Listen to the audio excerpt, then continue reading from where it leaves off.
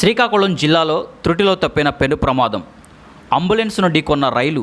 Palasa railway స్టేషన్లో ఈ ఘటన జరిగింది. Your voice, hour news, max 9 news.